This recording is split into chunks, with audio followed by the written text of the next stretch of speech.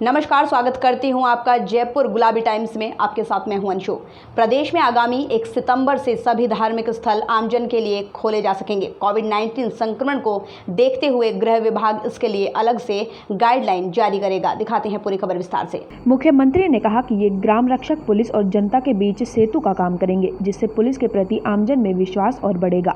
साथ ही पुलिस को सहयोग और आपराधिक गतिविधियों पर प्रभावी निगरानी में मदद मिल सकेगी। मुख्यमंत्री गुरुवार को अनलॉक 3 तथा कोविड-19 संक्रमण की स्थिति की समीक्षा कर रहे थे। गहलोत ने कहा कि कोरोना से प्रदेशवासियों की जीवन रक्षा राज्य सरकार की सर्वोच्च प्राथमिकता रही है। जुलाई माह में मृत्यु दर 1% से भी कम रही है। हमारा पूरा प्रयास है कि रिकवरी दर लगातार बढ़े और मृत्यु दर नगण्य स्तर पर लाए। मुख्यमंत्री के निर्देश दिए गए जिलों में कोविड-19 महामारी की ओर बेहतर मॉनिटरिंग के लिए प्रभारी सचिव 31 अगस्त से 2 दिन के दौरे पर जाएं और वहां सभी व्यवस्थाओं का जायजा लें। राजस्थान के सियासी घमासान के बीच शुक्रवार को गहलोत गुट के विधायकों को 2 या 3 प्लेन की मदद से जैसलमेर ले जाया जा सकता है, जहां करीब 15 दिन तक विधायक बाड़ेबंदी में रहेंगे। वहीं मुख्यमंत्री अशोक गहलोत जयपुर में ही रहेंगे। साथ ही आज भी कांग्रेस विधायक दल की बैठक हो सकती है, जिसके लिए सीएम गहलोत अपने निवास से होटल पहुंचेंगे। देखिए हमारा स्पेशल रिपोर्ट। गौरतलब है कि गहलोत ने गुरुवार को भी भाजपा पर हॉर्स ट्रेडिंग करने का आरोप लगाया था, जिसमें उन्होंने कहा था कि राजस्थान में हॉर्स ट्रेडिंग के पुराने रेट तो छोड़िए, नए रेट आ गए हैं और पता नहीं किस किस ने पहली किश्त भी ले ली है। इसके साथ गहलोत बोले कि विधायक काफ़ी दिन में बाड़ेबंदी में है, उनका काफ़ी नुकसान भी हुआ है, इसलिए वे इस नुकसान का ब्याज समेत भरपाई करेंगे।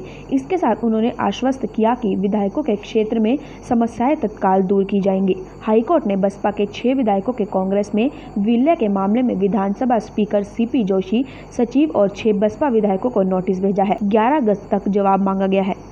जस्टिस महेंद्र गोयल ने गुरुवार को यह निर्देश भाजपा विधायक मदन दिलावर और बसपा की याचिका पर सुनवाई करते हुए दिया। भाजपा प्रदेशाध्यक्ष बोले, राजस्थान में सरकार गिर रही है तो बचाना हमारी जिम्मेदारी है क्या?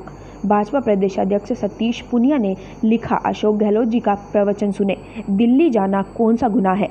आप भी दिल्ली मुंबई जाते हो, हम भाजपा के काम से बार बार जाएंगे, क्यों बताकर जाएं? ये हास्यास्पद है। दिल्ली जाने का मतलब सरकार गिरना है। राजस्थान भाजपा का दोष क्यों? सरकार गिर रही है तो बचाना हमारी जिम्मेदारी है क्या? प्रदेश में वैश्विक महामारी कोरोना वायरस के संक्रमण की रोकथाम के लिए लागू राजस्थान एपिडेमिक अध्यादेश के तहत गुरुवार तक 3,74,000 से अधिक व्यक्तियों का चालान कर 5 करोड़ 77 लाख रुपये से अधिक का जुर्माना वसूला गया है। मुख्यतः सार्वजनिक स्थलों पर मास्क नहीं लगाने पर 1,57,000, बिना मास्क पहने लोगों को सामान बेचने पर 10,000 से अधिक, निर्धारित सुरक्षित भौतिक दूरी नहीं रखने पर 2,05,000 8 व्यक्तियों के चालान किए गए हैं। सार्वजनिक स्थलों पर थूकने वाले, शराब का सेवन करने वाले व्यक्तियों एवं सार्वजनिक स्थलों पर गुटखा तंबाकू का सेवन करने वाले व्यक्तियों के खिलाफ कार्रवाई की गई है। देखिए हमारी खास खबर। महानिदेशक पुलिस भूपेंद्र सिंह ने बताया कि निषेधाज्ञा तथा क्वारंटाइन मापदंडों का उल्लंघन करने पर 3,545 एफआईआर दर्ज कर अब तक करीब 7,548 व्यक्तियों को गिरफ्तार किया गया। निषेधाज्ञा व एमवी एक्ट के तहत चलान कर 7,13,823 वाहनों का चलान एवं 1,55,791 वाहनों को जब्त किया गया, जिनमें से करीब 12 करोड़ 97 लाख रुपए से अधिक जुर्माना वसूला जा चुका है। प्रदेश में 23,541 व्यक्तियों को सीआरपीसी के प्रावधानों के तहत शांति भंग के आरोप में गिरफ्तार किया गया। सोशल मीडिया के दुरुपयोग के मामले में राजस्थान पुलिस की टीम लगातार नजर बनाए हुए है। पुलिस ने सोशल मीडिया के दुरुपयोग के मामले में अब तक 218 मुकदमे दर्ज कर 300 असामाजिक तत्वों के खिलाफ अभियोग दर्ज कर 227 लोगों को गिरफ्तार किया है। इस साल प्रदेश में इंजीनियरिंग की करीब 11,000 सीटें कम हो गई हैं। पिछले साल जहां 95 इंजीनियरिंग कॉलेज में करीब 39,000 सीटें थी, वहीं इस बार कॉलेजेस की संख्या 85 और सीटें मात्र 28,000 रह गई हैं। इंजीनियरिंग की गई कि कई ब्रांचेज में घटते क्रेज की वजह से 1 सीटें आवंटित कराई गई हैं। दिखाते हैं पूरी खबर।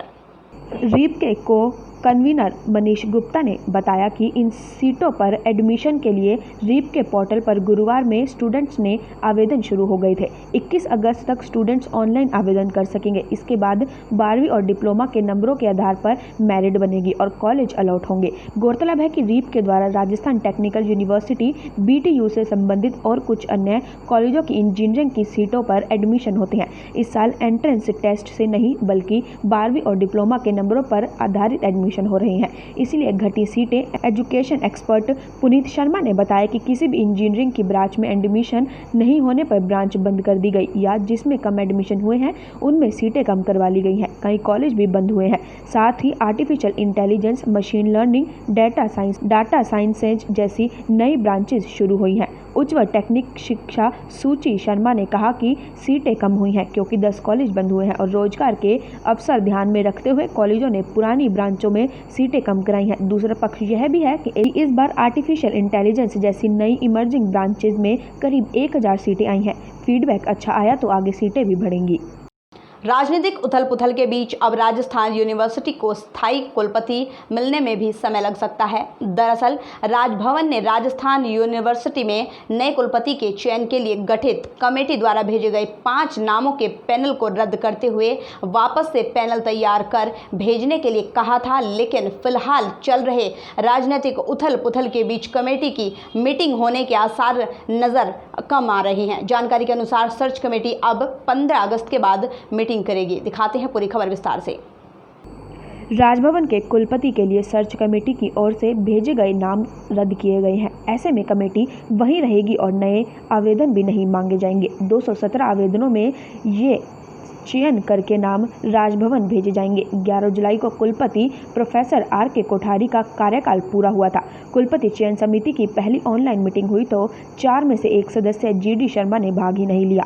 शर्मा UGC की तरफ से नॉमिने थे। इसके बाद अन्य सदस्यों ने पैनल बनाकर राजभवन भेज दिया, लेकिन राजभवन ने सरकार की सलाह पर अलवर यूनिवर्सिटी के कुलपति प्रोफेसर JP यादव को राजस्थान यूनिवर्सिटी का अतिरिक्त चार्ज दिया। मीटिंग में ही कुलपति बनने के लिए आए 2017 आवेदनों में से 4-5 नामों का पैनल राज्यपाल के पास भेजेगी, जिसमें से राज्यपाल कुलपति के लिए एक नाम पर मोहर लगाएंगे।